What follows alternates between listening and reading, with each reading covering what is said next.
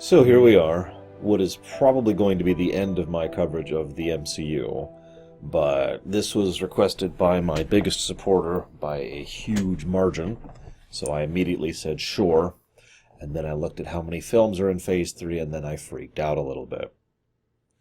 I will say, by the way, we are not covering Far From Home, the Spider-Man film in this. For those of you who have already asked me about this, I've already gotten several questions. But that's because it doesn't really fit in this bundle. I mean, it's next, but that's like the bridge between Phase 3 and what's coming next. Maybe an epilogue, but it's not part of Phase 3. Or, to be more accurately, it's not a part of the Infinity Saga, which terminates with Endgame. And yes, I did discuss this with the person in question. So, Winter Soldier Part 2. Where do I begin? There's only really two behind-the-scenes things to actually discuss when it comes to this film. Because, well, Phase 1 had an unprecedented amount of support, mostly because the formula was proven, with Iron Man 1. I've talked about that. Phase 2 had constant issues and struggles because of the Marvel Creative Committee. Now, to be 100% clear, they're not universally bad, and they have done some good things with regards to Marvel in general and the MCU in specific. But we could point to just about every major issue with regards to Phase 2 directly to that committee. Now, in the interests of fairness, most of that's actually on one man, Perlmutter, who, if you ever look him up, feel free to do so sometime. Let's just say, in summary, the man started his career by being a penny pincher. As in, rather than improving the quality of the product or approaching things with a better managerial perspective or trying for a larger scale things, what he would do is he would reduce costs in order to increase sales. And that was his big strategy. Basically his only strategy, actually. Now, it worked for him, if you could call that working for him, and he made plenty of money and destroyed a lot of things in his path. He ended up kind of stumbling into Marvel because of Toy Biz. It's a whole story. You can look into it if you want to. But the long and the short of it is, he is considered singularly the biggest problem with the MCU Phase 2. And there are many people who are like, yeah, we're out. We're not doing this anymore. And then something I'm about to tell you happened. And then basically all of those people are like, yeah, sure, we'll come back. Now, there's only so much you can do about that, right? I mean, he's the boss. He's the CEO. So it's like, yep, okay, the boss says to do this. We're just going to have to do this. But thankfully, he's not actually the boss. And this is actually just the strangest thing, because I'm about to tell you how Disney rescued the MCU. I'm not even kidding about that. See, they were making this film. Now, the people down below, including, Kevin Feige, were looking at this film like, okay, so we want to follow through on Winter Soldier 2, but we need to bring in this character, this character, this character, this character. And as they started shopping around, they're like, you know what, this is kind of going to be an Avengers film, considering how many people were involved. Now, originally, Black Panther didn't have a particularly big role. Spider-Man had no role at all. And Tony Stark, well, because of interference from up top, Tony Stark was reduced to basically a cameo. Now, several of the actors did push back on this, and after some discussion and negotiation, they were like, you know what, you're right. This should be a big deal for Tony Stark. We could do this as the Civil War story, which they'd been kicking around for years at this point. So they kind of restructured Winter Soldier 2 into this movie and started going with the Civil War angle. You can kind of feel some of the pieces of that in the film, because if you're paying attention, the actual Civil War aspects, both of them actually, aren't really what comes into play when it comes to the finale of the film, but I'm getting ahead of myself. So as they're putting this together, they're like, okay, yeah, we'll bring Tony on board. We'll bring Robert Downey Jr. So what they did was they went to go ahead and say, yeah, we're signing him on. And the response from Perlmutter was, no, cut him from the film entirely. Now, there are some competing information on this specific event. Of course there are. But accounts vary from cut him from the movie to cut him from the MCU entirely. Some of you may or may not remember this, but at the time, there was a lot of talks that Robert Downey Jr. wasn't coming back for any films after Iron Man 3. With the advantage of hindsight, we can now say that a lot of that was specifically because of his issues with some of the executive meddling that was coming down from the committee, and Perlmutter in particular. He was one of many people who had issues with Phase 2 and the creation and production side of things. So when this came to a head, and Perlmutter said just axe him, Feige finally had enough and was like, okay. And he went to, and I got to write down his name, Alan Horne. And I was like, help. Now you're probably thinking, who the hell is Alan Horne? He was the guy in charge of the Disney division. He was Perlmutter's boss. This is one of the strangest things to talk about when it comes to this, but for once, this going to Disney, the giant evil conglomerate of doom, was the right call, because if Disney had not eaten Marvel, this would have never happened, and the MCU Phase 3 probably would have bombed or petered out entirely. I mean, I don't know, I kind of like quite a bit of the Phase 2, but I can see a lot of the flaws in it, and it's easily some of the most forgettable films when it comes to the franchise, and I think a lot of it is because of how hampered it was, especially with regards to the interconnectivity problem, which I've talked about already. Imagine how bad, then, Phase 3 would be, given how much more the reins were being pulled back with regards to cost-cutting. Yeah. We certainly wouldn't have had Infinity War at all. Never mind Endgame. Anyways, point being, Feige went above Perlmutter's head and said, can we just...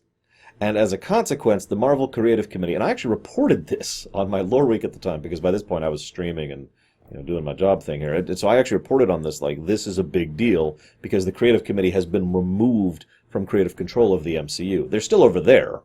It's just Marvel Studios was removed entirely, and now Kevin Feige reports directly to Alan Horne, not Perlmutter.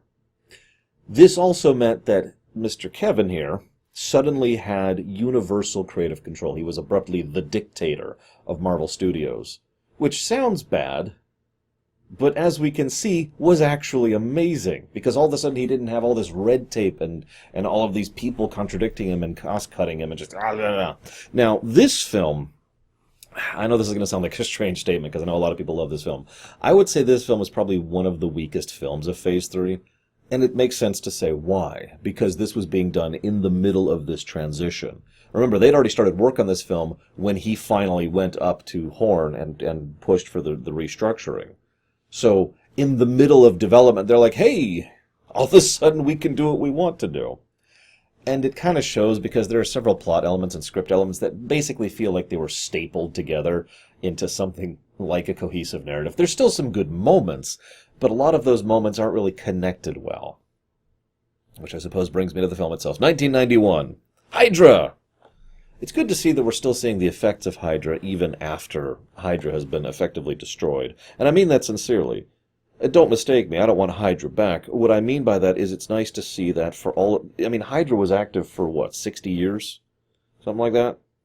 Active and dominating through multiple agencies across the globe for decades. It makes sense that the effects and consequences of what they did would still be rippling out to this very day. So, either way. So then we cut to Cap, Widow, who are both talented and skilled, trying to teach Scarlet exactly how to be, well, an agent, really. It's actually funny to me because she has no experience with this at all. She's a heavy, as I like to call it. In fact, actually, to be slightly more accurate, she's a glass cannon. She's got nothing going for her other than the fact that she has tremendous magical power, which I know sounds like, that sounds awesome, and it kind of is. But my point being, one guy with a gun could kill her. One guy with a knife could kill her, right? Glass cannon. So, there's this whole scene where it's like, okay, we got to get this working, and it shows how inexperienced she is, and that's an important point, because, again, character moments, which is where, in my opinion, this film shines, as opposed to its action sequences. And I'm going to share a story with you real quick. Some of you may remember me saying this during the discussion stream of this film, because, yes, we're at that point now. We're starting to get caught up with stuff I've already covered in the discussion streams. I was actually legitimately feeling a little bit sick during the intro of this film, during the big action sequence, because they use shaky cam, and because they use quick edits, and then like 5 or 6 edits every 20 seconds, sometimes faster than that. And those two things combined just made me go, okay, let me know when it's done. ignoring the obvious nausea problem and headache problem, I don't actually think that's good cinematography. Like, from a director perspective, from an editing perspective, I legitimately feel like that's bad design, unless you're doing it for a very specific moment that requires that kind of thing. And this is just a generic action sequence, which absolutely does not. Anyways, so we've got some good stuff. Cap's doing good. Falcon's doing well. Scarlet's trying to keep up. Crossbones is there, and then he dies immediately. He's got the suicide bomb. Okay, sure. And I want to point out that as he suicide bombs, Wanda, of course, on instinct captures it, but doesn't really know what to do with it, so she just flings it up, which then leads to people dying. Now, that was a mistake. Basically, to put this into mundane terms, what she just did was threw a grenade at an enemy, which bounced into a nearby building and exploded, and I guess grenade's a bad example, but whatever. A bit of explosive which bounced into a nearby building and hurt civilians. Now, that is a big deal, absolutely. But considering how little experience she has, and how kind of new at this she is, and the fact that she is a legitimately decent person, you can see how much this really affects her. And it's all over her face. You'll also notice that Cap, who has been completely on top of things the entire action sequence, for the first time has to stutter like, get fire and medical, like, because he's stunned by it after all. And why wouldn't he be? It's not like he doesn't care. This is, of course, the big turning point for things. And you know what's funny? The only reason it's the turning point is because by complete coincidence, some of the people who died were Wakandans. Now, anybody who follows the comics is like, aha! But this is really the first time they started talking about Wakanda. It's been referenced a couple of times. It was brought up in Avengers 2, for example. But really, Wakanda's been off the map almost the entire MCU, except for a few references. This is the first real introduction into Wakanda people, society, etc. All we know for now is that, vibranium comes from them, but we'll get into them in just a moment. But I do want to mention one thing, because this is some of the significance of this. These people are very isolated, very cloistered. But then some of their resources were stolen, and as a result of that theft, people started getting hurt. This was specifically in reference to Avengers 2, Age of Ultron, also known as Weekend of Ultron. And as a consequence of that, they're like, okay, we'll reach out a little bit, we'll do some charity missions, we'll try to help people out. And one of those charity missions ends up getting their people killed by basically collateral damage. You can then see why Wakanda decides to raise a stink about this. Real quick aside before I move forward into the actual politics, because there's a lot of politics to talk about here. We have a quick aside. We see the Lola VFX thing with Young Downey. That's actually the studio that did it, Lola VFX. They had to do so much work with their de-aging stuff, and they went full tilt. They went full tilt, because that actually is Robert Downey Jr. there, and they have to, because there's all sorts of things that happens to the human body when it gets older, so they had to lift the skin, and they had to change how the blood vessels are visible, and they had to smooth out wrinkles, and they had to, reduce some of the mass, and just all sorts of things that you do. And it was an incredible and heroic and nightmarish achievement, which is funny because now it establishes a precedent. Now the MCU has the tech available, costly and time-consuming though it may be, to de-age people, which was why it was in this film. It was the proving grounds. This de-aging tech would be used extensively over in Captain Marvel, for example. Anyways, we also see that he's named this whole thing Barf. That sounds familiar. I wonder if that's ever going to come up. Oh, well, not this year. Yeah, so the teleprompter shows up. He's just like, oh, God, what do I do? They weren't originally, I shouldn't say originally, this script went through so many iterations. Like I said, because they weren't sure of exactly how the dice were going to land at the end of this, they really didn't know how to do some of the script. So some parts of the script are deliberately modular. It's kind of noticeable in certain sequences. So Potts is not in the film because they weren't sure where they were going with that, and the two of them have had a brief breakup, which is funny because the next time they meet, that will be basically off the table entirely. I suppose it's logical, you go through things. But moving on. This also then leads to, I don't know how to pronounce her name, Miss Woodard. She's the woman who's the mother, who just happens to be hanging out in the one space where Tony Stark happens to walk into on his way through. Because, look, there's a lot of coincidences in this film. It might be the most coincidency film since Star Wars. It's actually kind of crazy. I'm just going to point a few of these out and move on, because if I actually went in depth into all of these, it would get kind of ridiculous. So, coincidence, she's there. And I'll always remember her from Star Trek First Contact personally, but she does a good job here. And lays the guilt on Mr. Tony. First strike. So, this then leads to a scene where Captain America, that is to say Rogers, is talking to Wanda. And Wanda is completely messed up over this. Logical, right? Of course she's messed up over this. Why wouldn't she be? I just noticed the camera's kind of low here. I've got to have my hands. I can't do this. You can barely see me gesturing.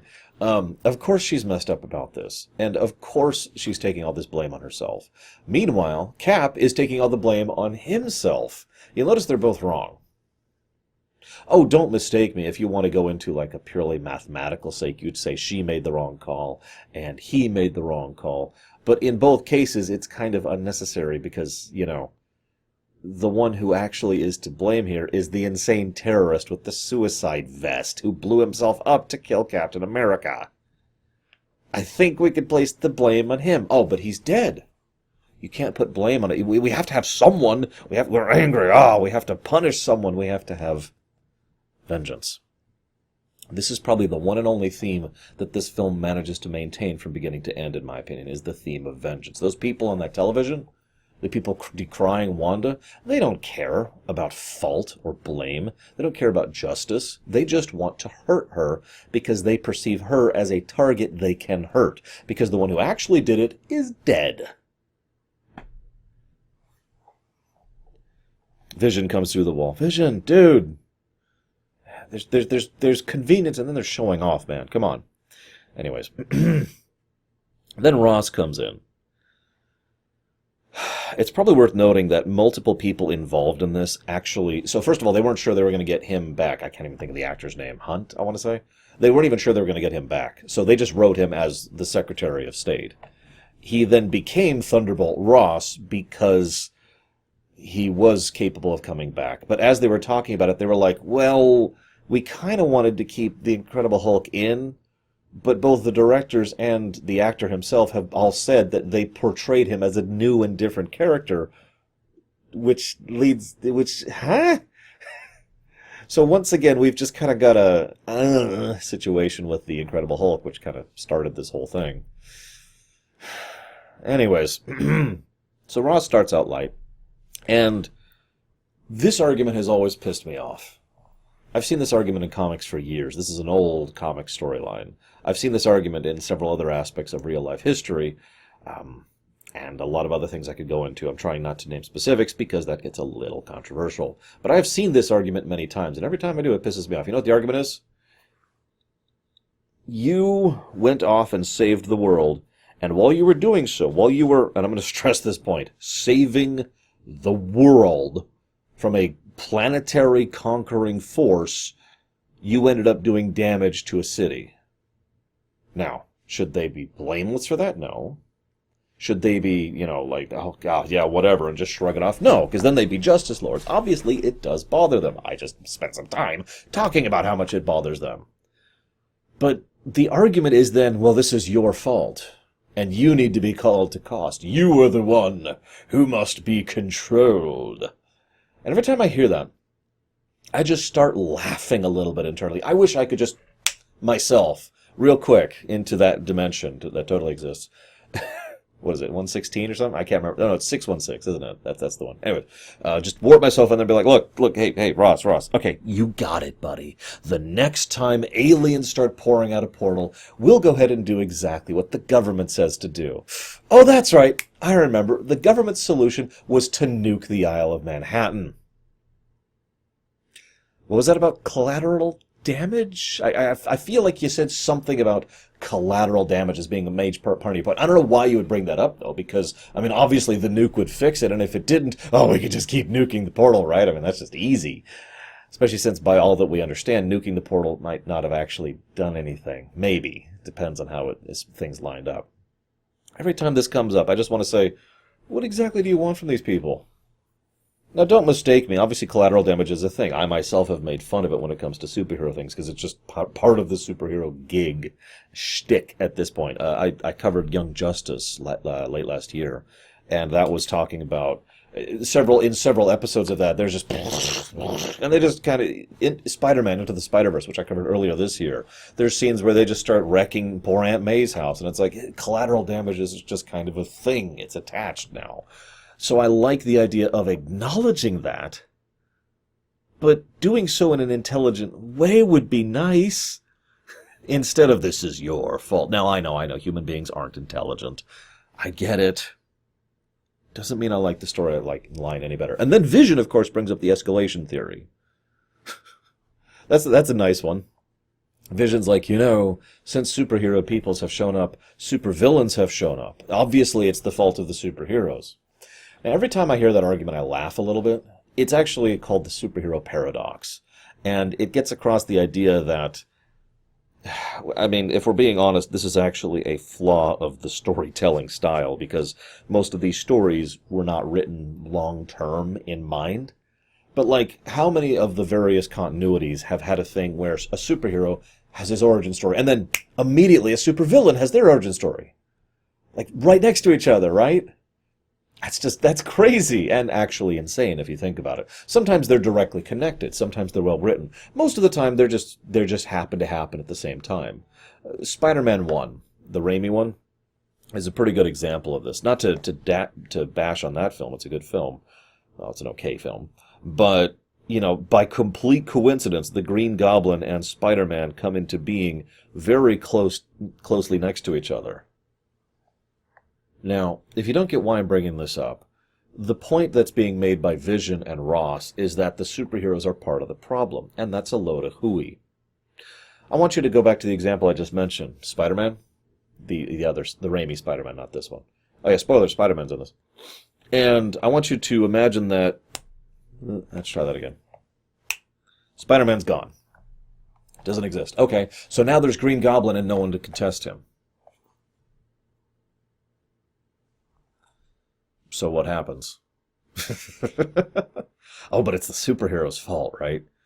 You get why this bugs me so much? Now, all of this is the realm of massive theoretical. And of course, well, let's be honest with ourselves. I've already said what this is really about. This is about vengeance. This isn't about accountability. This isn't about politics, although it should be. I'll get to that in a minute. This isn't about, consequences of collateral damage. This is about vengeance. Bad stuff has happened, and the bad guys are dead, but you're still here. And I think that's part of why this pisses me off so much. I'm not a big vengeance fan, if it's not obvious. I'm trying not to turn that into a Demon Hunter joke. Anyways.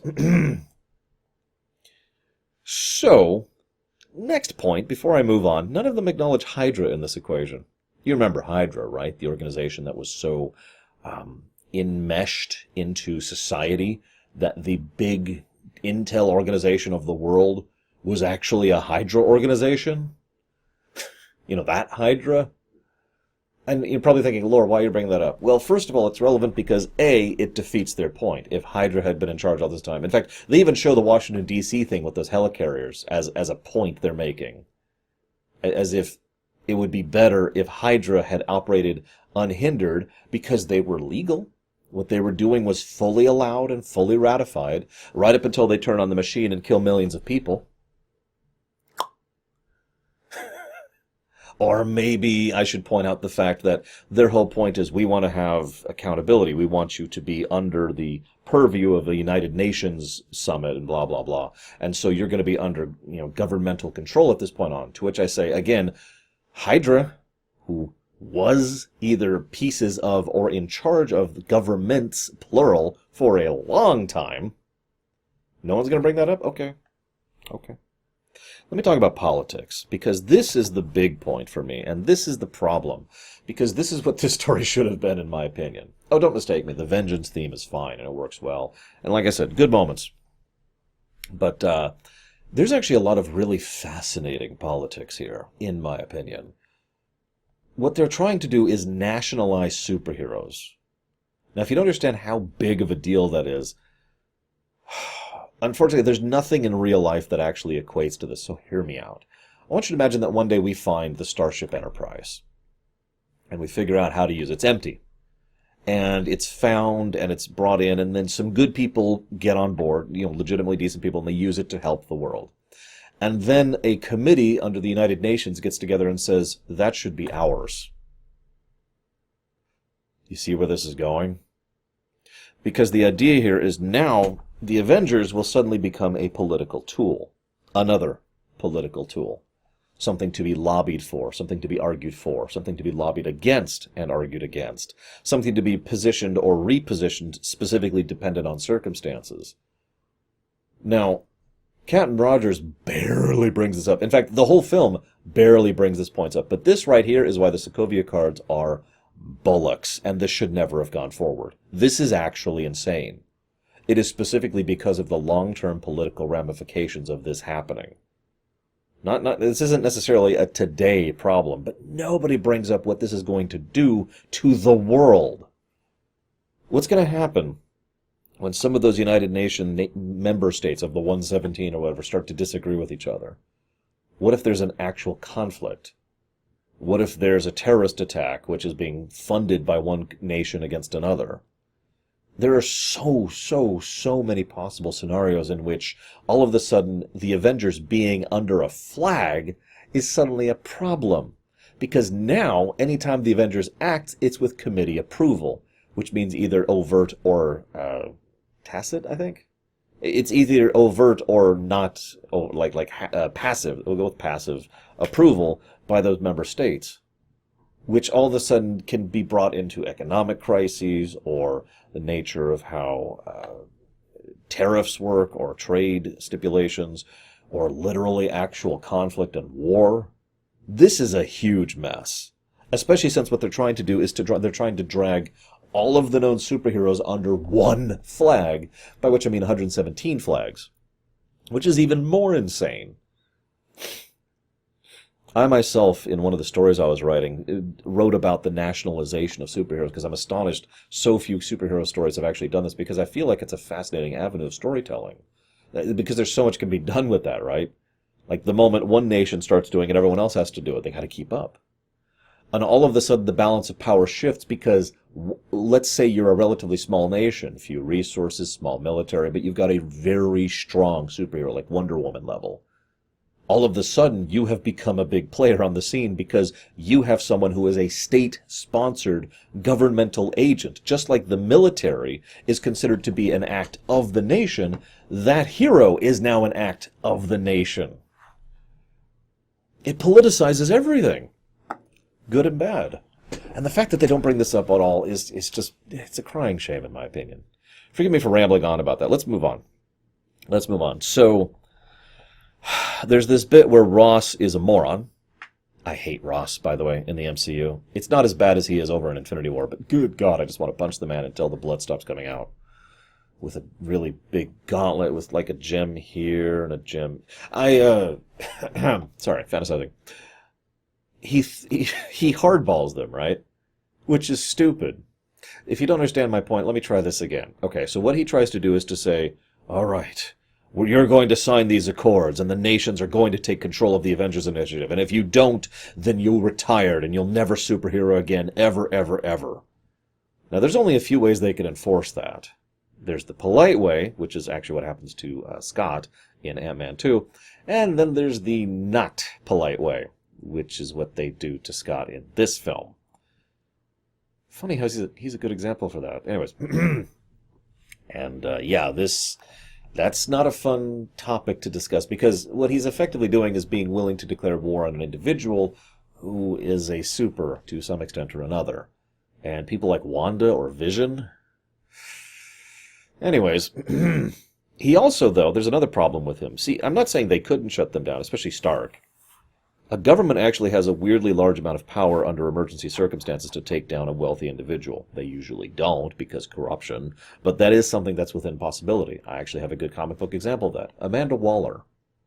She could cause a lot of trouble for Bruce Wayne if she chose to. She usually doesn't. She usually tries to relatively play ball, because she recognizes to some extent or another that they are on the same side, even if they're using completely different methods and purposes. So she usually uses other methods, but that was actually a big point in the DCAU, was that she could shut Bruce Wayne down if she wanted to, at least temporarily. But here's the other problem.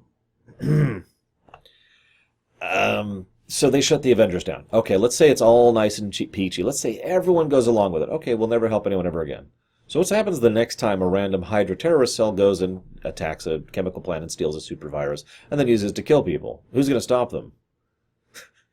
As we see in this film, the actual special forces are incredibly incompetent. What are you going to do about that? That's a small-scale threat, by the way. What are you going to do the next time something big happens? Like, I don't know, random example. Let's say that Thanos' forces invade. What are you going to do then? Then again, we know what they do then, because remember Ross's reaction to that? You should arrest these men immediately. I'm telling you, just wrong hand. It's this hand, it's this hand. All right, moving on. I've spent too much time talking about this. Although, as always, I am curious of your thoughts on this, because even though the movie doesn't discuss this at all, there is a lot of interesting core elements here to discuss, in my opinion. So,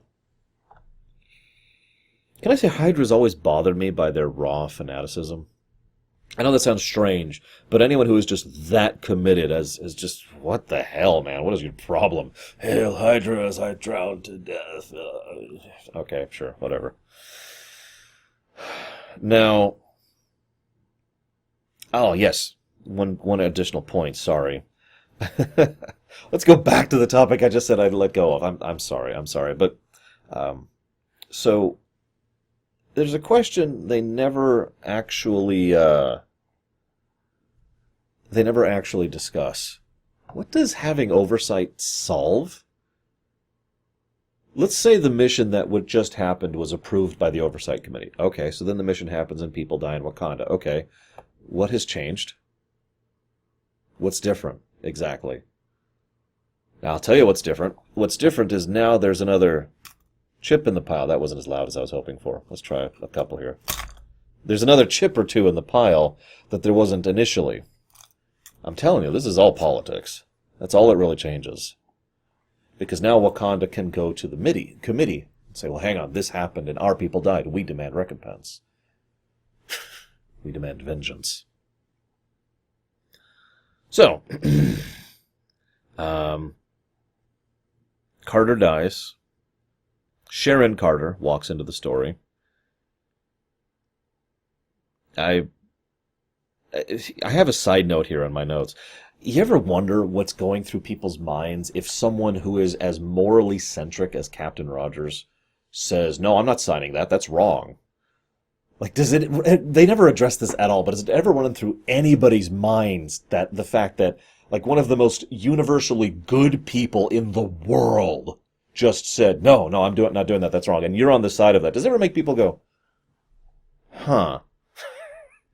It's just something to think about. I mean, that happened in Winter Soldier. Anyways, Chadwick Boseman!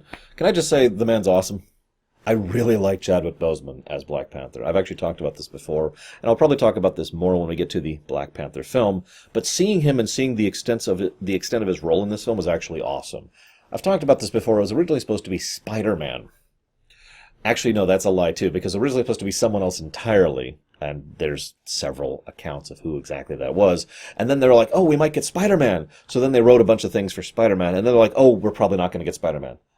Okay, well then we'll go ahead and have it be Black Panther. And so Black Panther his role got expanded and expanded. And then they're like, we did it, we actually got Spider-Man. And then they're like, okay, well at this point the story we've structured is so directly tied in to that of T'Challa, we can't undo this. So by what is effectively coincidence, he got his big break in this film. And he carries it very well, in my opinion.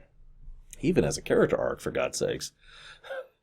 And it was a great way to introduce Black Panther because, unfortunately, as with so many of the characters of the MCU, Black Panther was a relatively lower, I don't want to say lower tier, lower popularity, right? Like, everyone's heard of the X-Men. You know, this is the Iron Man thing all over again, right? Comic book fans knew who Iron Man was, but before the MCU, Iron Man was much smaller scale in terms of overall popularity. So having someone like Black Panther come in and be such a major role actually ended up working really well because it made the public consciousness aware of him and at least some of his shtick. He does get several fight scenes, and we see Boseman, who again carries the role very well. So that's awesome. As I think I've mentioned before, I've always been a fan of Black Panther myself because, as I like to put it, it's another take on Batman. Someone who has tremendous wealth and resources and power at his back, Gotham Industries or Wakanda, but the difference here is that in addition to that, he is also just as smart as Bruce Wayne, but has the abilities and the suit, and basically he's more meta. That is to say, he is more meta-human than Batman, and goes in a different direction, rather than Batman being the caped crusader and whatnot. Black Panther is, the actual... I call them Xemnuses. I know that's an awful term, and some of you are probably going to think, wait, what? It's someone who has very high physical attributes. Spider-Man is a good example of a Xemnus. He's got all of that attributes, and he's got all that power behind him, and so he can maneuver both as a king and as Spider-Man. And I love the dynamic, I love it. Anyway, sorry, getting off topic. So this is when we find out Wakanda was reaching up because of Ultron. I already mentioned that. And I have a note here. This incompetent group is the group that wants oversight. What? They have one piece of evidence, which is flimsy, I feel like pointing out. And they decide to go after him with orders to shoot on sight, to kill. What? And nobody is sitting there thinking, or trying to look into it or anything. No. This is actually ludicrous. And I'm just gonna move on from that. I do say, I have a note here, I really like Falcon and Cap's chemistry. The two gel very nicely. They did in Winter Soldier as well. There's this bit where Bucky is buying plums. That's a really nice touch. Plums are supposed to help with Alzheimer's. I don't know if they actually do or not, but it's something I'm aware of thanks to my great-grandmother. And, he's got memory issues. Anyway, so, action sequence. You'll notice I'm brushing over most of the action sequences. Unfortunately, most of the action sequences in this film are just kind of unmemorable. They feel like, yeah, okay, and here an action sequence goes. There's only really, I'd say, 2 which actually fit within the coherence of the narrative, and this is not one of them. However, we do have some good stuff going on.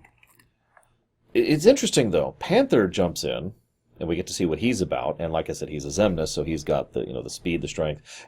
The simplest way to explain a Xemnus is think about the stats, okay?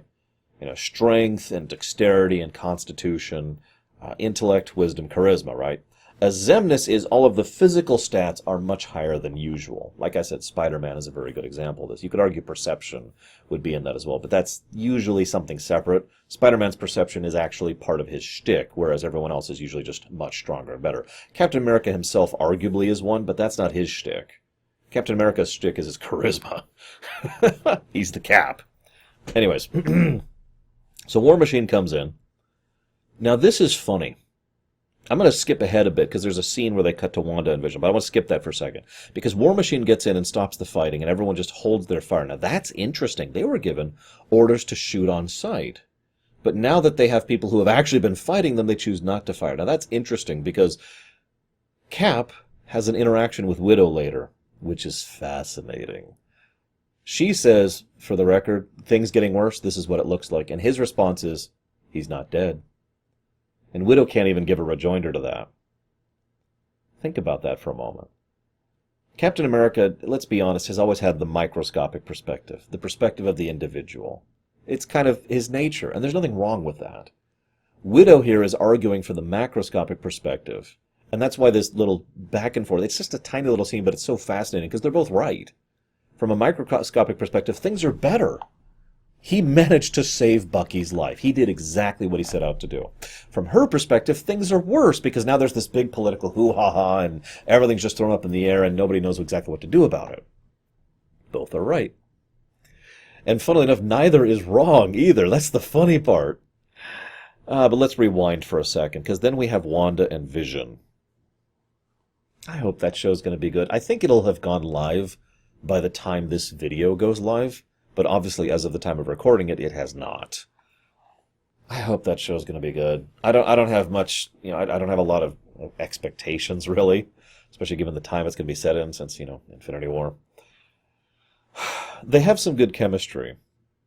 No, that's not true. I'm going to take that back. The actors don't have good chemistry. What they have is a good dynamic. They are actually as alike as they are disalike. He and she both have no idea who or what they are, and they feel different but the same. He's young and has no idea what the Infinity Stone is, and she's not really young, but she's kind of young, inexperienced, to put it into such terminology. But she's still trying to figure out who and what she is. Not the extent of what she can do, just who and what she is. Also, I had a note later where I mentioned why aren't the heavies involved in any of this, because Vision and Wanda are probably the biggest heavies they have other than the Hulk. And he's off on Trash Planet right now. Spoilers. But, honestly, I actually think that this is a good thing, as weird as this sounds. Not just for construction purposes, but because one heavy is countering the other.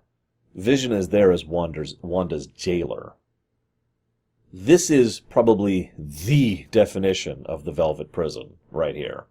And the Velvet Prison, well, that's a complicated topic, because it is velvet, but it is a prison. As Tony Stark points out, it's got a 100-acre area, it's got a pool. She's not exactly being held in some kind of cell like she is later in this film. She is being taken care of and put to a place where she can prosper. It's just she also can't leave there. That is the whole point of the Velvet Prison, in a nutshell. I'm not going to give any opinions on that because, in my opinion, it depends massively on the circumstances. Some people don't mind being cloistered in. I imagine a lot of you, real life, and I mean no offense by this, would have no problem being in a velvet prison. Because I imagine a lot of you don't actually get out that much anyways. That's not an accusation. I don't either. I work 7 days a week, I have to take a break from my job to go get groceries. I don't get out all that much. So if my circumstances were a lot more comfortable, it'd be like, yeah, okay. As long as I can get my groceries delivered or something, because I still got to cook. Those hors d'oeuvres don't make themselves, But at the same time, there are a lot of people who would hate the idea of a velvet prison. Not just because of the fact that, after a while you kind of want to get out and you get a little stir-crazy, but more to the point, it is not their choice. It's not their choice to leave. They're stuck there. I mean, you could say they chose to go in and chose to accept the velvet prison, but once they have done so, the choice is taken away from them. This is actually one of the things Rogers brings up several times. And this is, if you're paying attention, one of the big sticking points that pushes Rogers away from the Sokovia Accords permanently. When he finds out that Wanda is in a velvet prison, he loses it.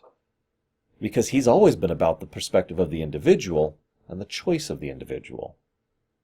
This is especially telling because of how much he probably sympathizes with Wanda, since he's not only been there as someone who's brand new to a job and all of a sudden given superpowers. He was basically the first one, arguably. But also because of the fact that he just doesn't think that's right. Removing freedom of choice from people is something he's not agreeing with. As a quick aside, some people argued that Cap should have been pro-registration. Well, it's not registration. Pro-committee, and Stark should have been anti-committee. And there's some logic there. After all, Cap is someone who has a long history of working with the government and the military and the special forces. And Tony is someone who has always just been kind of on the fringe doing his own thing and telling Congress to screw itself in public, Iron Man 2. The problem is, Cap has seen firsthand what happens when corruption seeps into an organization, and he has seen firsthand the need for being able to operate outside the bounds of legal disposition. That's what Winter Soldier was all about, really. Tony, well, he's kind of flip-flopped a little bit, but it's probably worth noting that he works with Rhodey a lot, and he has a lot of experience working with the U.S. military, like going back to before the film started. And he, after seeing all that it is, he ironically is still taking the individual perspective, just like Rogers is. But Rogers is thinking about ideals. Tony's thinking about guilt. One of the things I like most about this film, in fact, I would actually argue it is probably my favorite aspect of the entire film, is every single scene that Tony's in It's like there's a scene with Tony, and then some stuff happens, then there's another scene, and then some stuff happens. It's not a consistent thing, but every time he comes back on camera, he looks worse. He looks more bedraggled. He's not keeping his suit as tight as he was. The marks under his eyes get bigger. The makeup gets heavier. He's usually bruised or bloodied. He just looks haggard. I've actually had a theory before, which I posit to you now, that he literally isn't sleeping during the events of this film. Because it's not that long of a period of time that this film occurs across. Or if he is sleeping, it's very fitful, very unrestful sleep, and I know exactly what that feels like. And I imagine a bunch of you do too. And I point that out because that's going to be important later. So, Tony, Cap, they chat for a bit. Cap is legitimately sorry about Pepper. He didn't know. And I love how real the respect and friendship is between the two people. Both actors have commented many times on how the connection and relationship between Captain America and Iron Man, or more accurately, between Rogers and Stark, is one of the most important elements of this entire role for them and how much it matters for both of them. It's probably part of why Endgame went the way it did. So, I've actually heard people argue that the entire story of the MCU Infinity Saga is the story of Captain Rogers and Tony Stark. But anyways, this is when Stark starts to really hardline his position. I'm trying to do what has to be done to stave off something worse. Now that sounds familiar. Like a suit of armor around the world, right? That's important. Remember that. So, Zemo. Okay. Zemo comes in, manages to maneuver his way in. He's like, "Mwah, ha, ha, ha, I will use Russian brainwashing techniques to take control of your mind." Now, Bucky actually breaks out of his restraints, which is funny in its own right, by the way, the fact that he could do that. I know the power was off. But my first question is, why didn't he just cover his ears? Yeah, I know how it should have ended, covered that too. But honestly, he should have just covered his ears and just be like, da da da da da da da da. I mean, it wouldn't have been dignified, but it might have worked and saved everyone a lot of problems. Here's an interesting comment.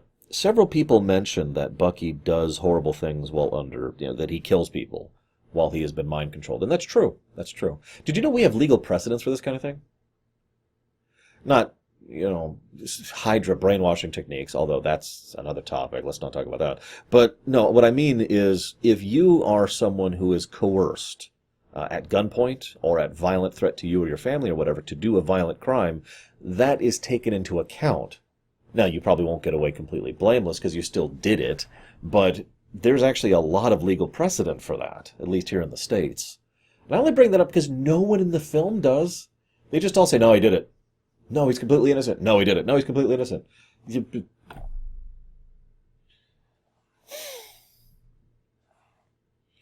There's a scene which is considered the best scene in the film by some people. I'm not sure if I agree with that, but it's a good damn scene. It's the scene where Bucky's trying to take off in the helicopter and, Rogers grabs the helicopter and holds it there.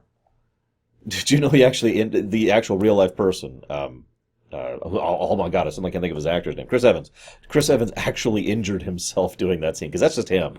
There's no CGI there. That's just him flexing as hard as he can against a crane that was pulling against him.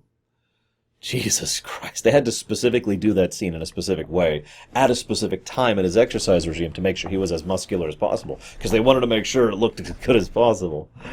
But I do have to say, though, that scene does have some special weight, because the whole point is that is his point. That is his modus operandi.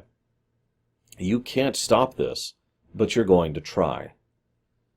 This is important, and I'm stopping here to talk about this for a reason, because this will come up in Infinity War. Captain Rogers has always been someone who refuses to stand down and refuses to give up. And this is going to carry forward even into Endgame.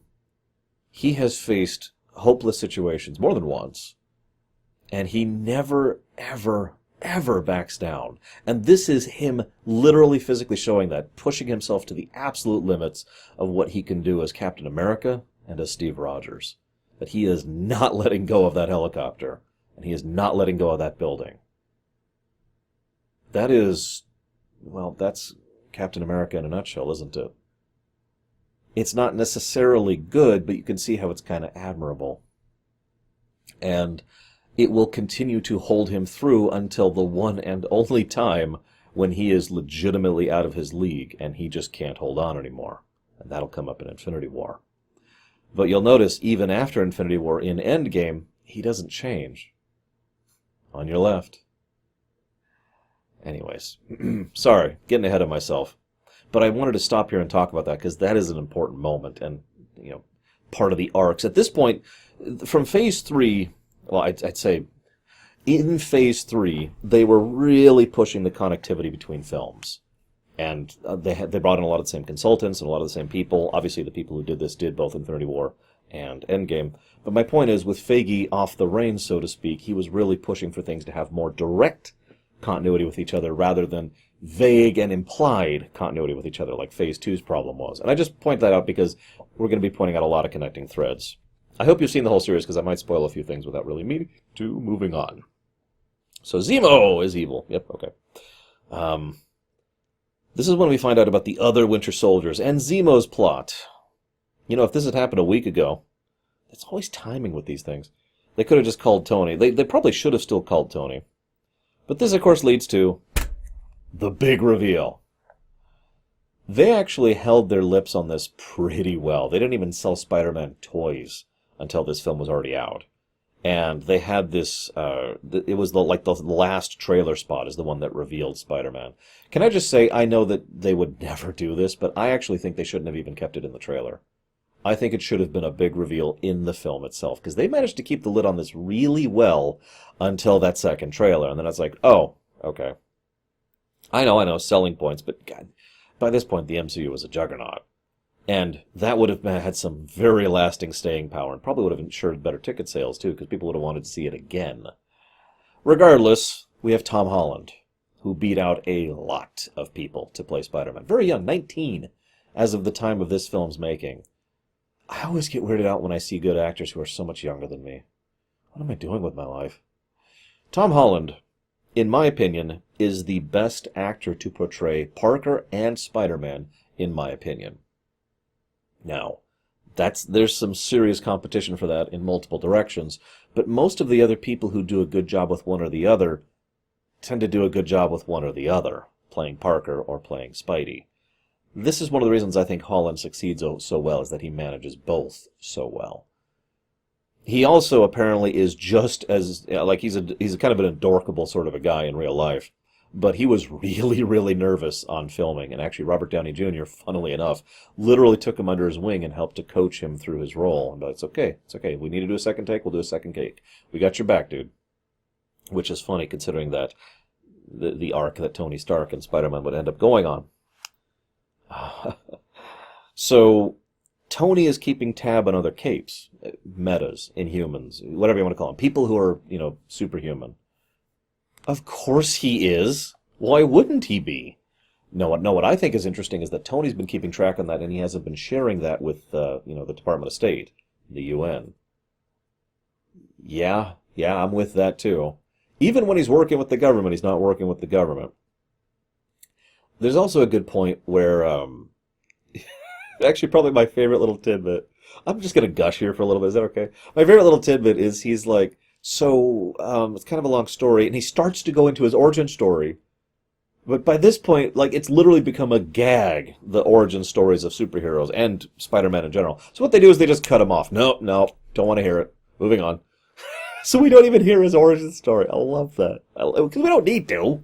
He's Spider-Man. Okay, we're good. But I wrote down the quote he wrote down. Now, this is a wonderful quote. When you can do the things I can do, and you don't, and bad things happen, it's 'cause of you. Now, I like that quote. It reminds me of something that Darkseid said over in the DC universe to Superman. You are so powerful that choosing not to act is still a choice, and therefore has subsequent consequences. When you are at a certain level of capacity and you deliberately decide not to do anything, blame can and should be shifted onto you for not doing something, right? Now, that doesn't really apply in real life the same way it does to fiction, because in fiction you can have the ability to be Spider-Man. But that's a wonderful quote and a wonderful way to put it, and I like that take on, responsibility, etc. This, of course, leads to the Spider-Man problem. So, obviously, they were really happy to get Spider-Man in. The problem is his inclusion of this film actually makes very little sense. Him going under Stark, sure, that makes sense. Him going out of the side of registration and working for the government? What? Okay, that doesn't make as much sense.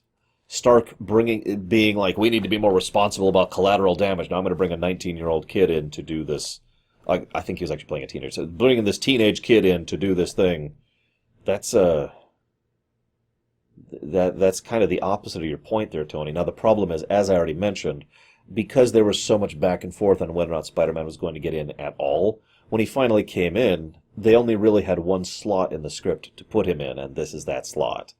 He only gets like 10 minutes of screen time total. It's not a lot. He does a lot with it, though. Anyways. So, Clint shows up. That's awesome. He is, as usual, the heart of the team. They say heart is a stupid superpower, and those people are not thinking straight, because heart is an amazing superpower, especially when you're the heart of a team like this. You don't need to be superpowered. That's what Wanda's here for. But Wanda wouldn't act without Clint, so there you go. He has a great quote I wrote down just because it's so great. If you want to mope, you go to high school. God, ain't that the truth. So, there's a very, very, very brief romance. It's literally just one kiss between Miss Carter, not Peggy, I can't even think of her name, and Captain America. And what's funny about this is, in character, they say it's about time, and his buddies are just grinning. My sister was sitting next to me when I saw that film. She's just like, oh, look, they're just grinning. It's so cute. But a lot of people had problems with that, and I actually have to include myself in it. It's very cute. But really? Especially given what happens in Endgame? Really? Anyways. So, Ant-Man shows up. Wait, what? Why? What? Okay, this bugs the crap out of me. First of all, Paul Rudd is awesome. But again, he should probably be on the side of the government. You can see how, ideologically speaking, Ant-Man and Spider-Man should actually probably be swapped in this affair, right? Spider-Man should be the one who is going for, we need to do the right thing no matter what. And Ant-Man should be the one towing the line because of how hard he is trying to work to make a go of being straight, right? Like that was his whole plot line back in Ant-Man, right? In fact, the direct consequences of this will inform the entirety of Ant-Man 2. Now, Ant-Man 2 is amazing, but anyways, obviously Wasp was supposed to be here too. But she was pregnant, and they didn't want to do disservice to her character, so she was just kind of ejected. They'll make fun of that later. And then we have superheroes versus superheroes, because that's how it always works. This is such an old cliche, I don't even know what else to say about it. There are so many jokes that can be made about stories over the years in comics, games, and movies, and shows, about how there's just some incredibly contrived reason for two people who are on the same side, or who are friends, or have no reason to fight each other, to suddenly fight. Why? Because they want the action sequence, because they want to see what happens when Captain America fights Iron Man. Forgive me for sounding tired, but this is a really, really, really old cliche at this point. And while the airport scene is not bad, it's also kind of not as good as I think it should have been. I know that sounds strange. There's some little tidbits, everyone's got a gimmick these days. Everything about Spider-Man is just awesome in this section. Spider-Man versus Falcon and Bucky is just amazing. The team lineup, no one going full tilt. They even match up Destroyer versus Destroyer with War Machine versus Giant Man. Spidey starts making prop references. That'll come up in the future. They fight and they fight and they fight. Here's my biggest problem with it. There's actually two. First is there's no real consequence. Don't tell me the Rhodey thing. That's as close as we get to consequences, and he'll be fine by the next film that he's in, literally. No. My other so that's the first big problem. There's no consequences of this fight. I mean, they trashed this airport. Notice how Stark had the airport evacuated first? Yeah, he knew it was coming. Collateral damage, I'm telling you. How many planes did they destroy? Those are expensive, The next thing, though, that bothers me about this is they say several times that they're holding back against each other, and then they say that they're not holding back anymore. But if you look at it, and I was paying attention this time around, there's no appreciable difference in strategy or style or anything whatsoever between these two approaches. That would have been awesome. The idea that they're all holding back because none of them want to hurt each other. This is made very evident at the end where Falcon, Sam, is going after Rhodey, and attacks him in a way that's supposed to delay him, and then Vision attacks and misses, and both Falcon and Iron Man are desperately trying to reach Rhodey before he just collapses with the ground. There was no intent to hurt there, in other words. This is the one big distinction between superheroes versus superheroes and superheroes versus supervillains. The S versus S, that is to say the first one, are not trying to kill each other. And that could have been really cool if they showed that. If they showed them basically doing this ballet dance thing and constantly have little tidbits, just little stuff, like choreography bits, or, you okay? Yeah, I'm okay. All right. Just little stuff. But instead it just looks like any other fight. And that's the problem. It really does just look like any other fight. So Widow's driven into hiding. Ross finishes his path into becoming a supervillain. Don't mistake me. There's actually a great value in cooperation and coordination, which is another thing this film never brings up, by the way. They keep talking about oversight, as if the government should be in charge of the Avengers. What about the government working with the Avengers?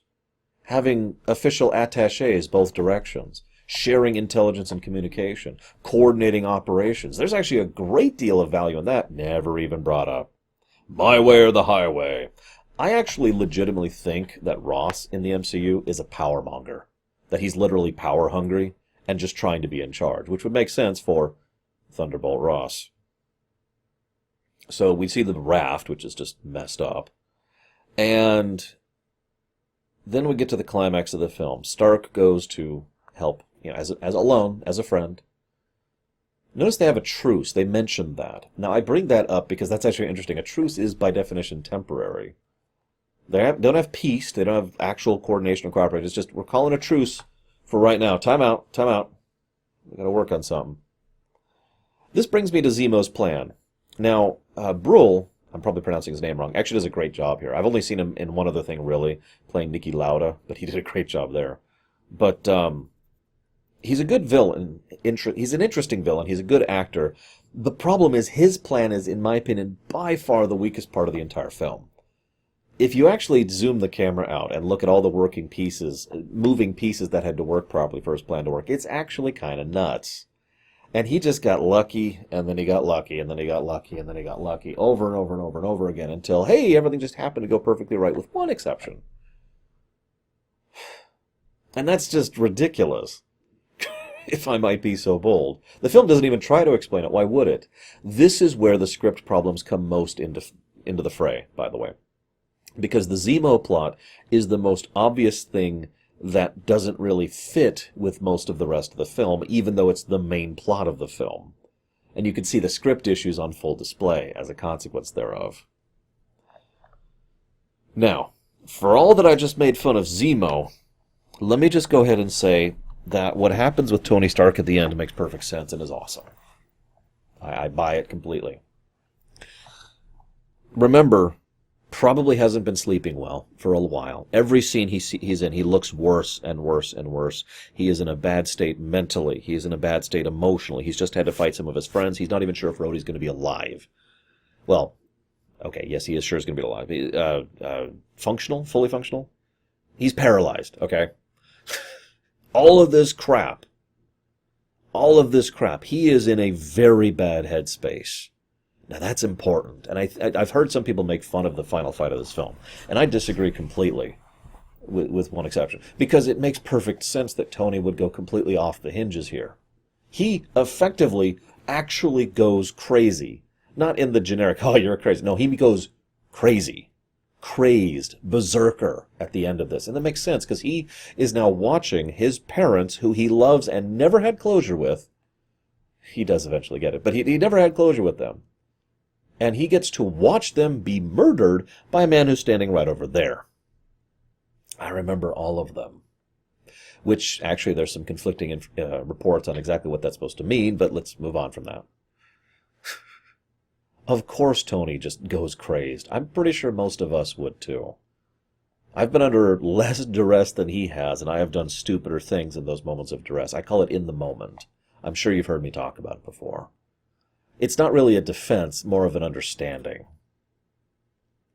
And you'll notice that when he is fighting Cap, It's first of all, it's a much better fight scene than the airport scene. It's probably the best. Well, there's no problem. In my opinion, it's the best fight scene in the entire film. It's the one that really works, because first of all, the two it really is Iron Man versus Captain America, and they're not holding back.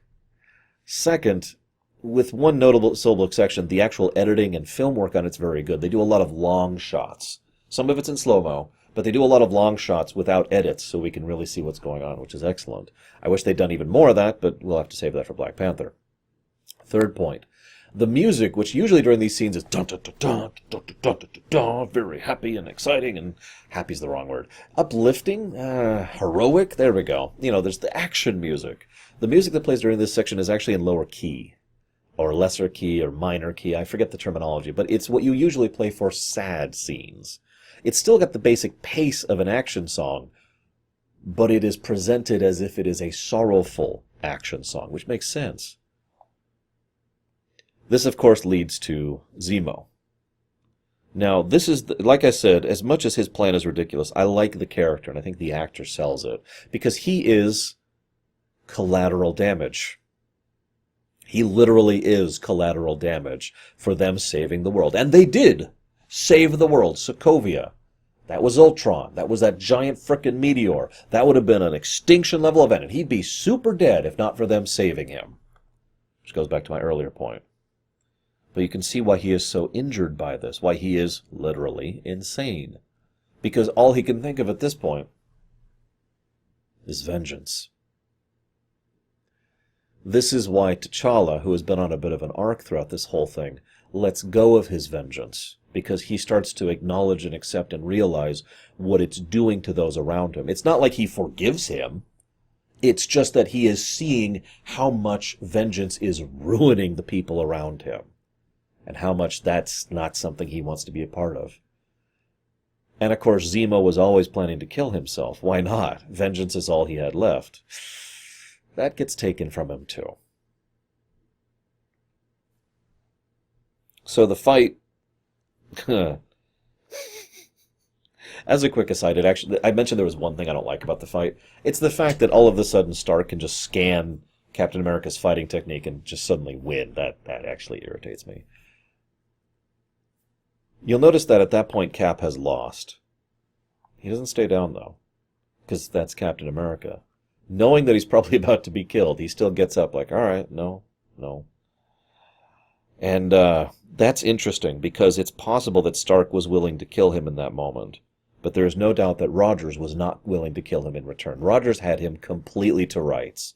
And he had the shield, and he brings it up, and it's very quick. But Stark, there's this really brief moment of actual fear, and he brings his hands up to cover his face because he thinks Rogers is going to kill him. But he's not.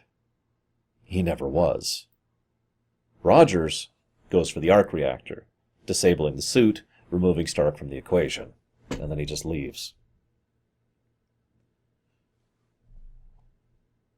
That's a great scene. He even leaves the shield. Here you go. It's all yours. By the way, I haven't talked about Martin Freeman much. He plays the other Ross.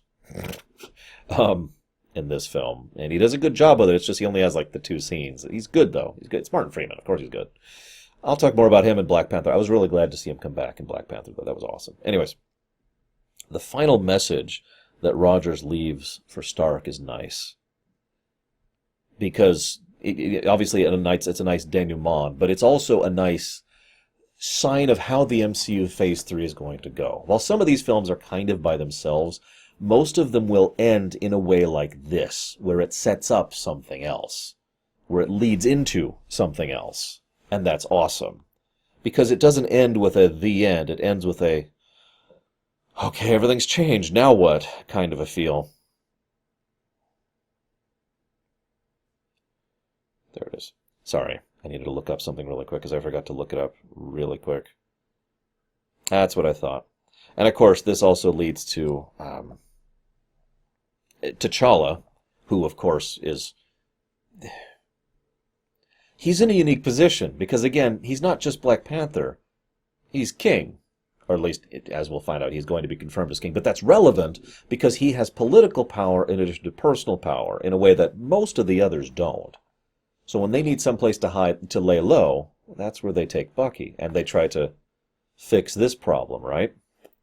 And make sure that nobody can ever do that to him again. Which makes perfect sense. Just cool little stuff there. I just wanted to comment on that briefly. But the last thing I wanted to comment on is this. Obviously, it's not this type of phone. But that last bit with the phone, I want you to do me a favor and remember that, because that's going to come up later. Okay. I hope you've enjoyed my thoughts on this one. Part 1 of like 10. This is going to be a hell of a project for me. I'll see you next time, guys.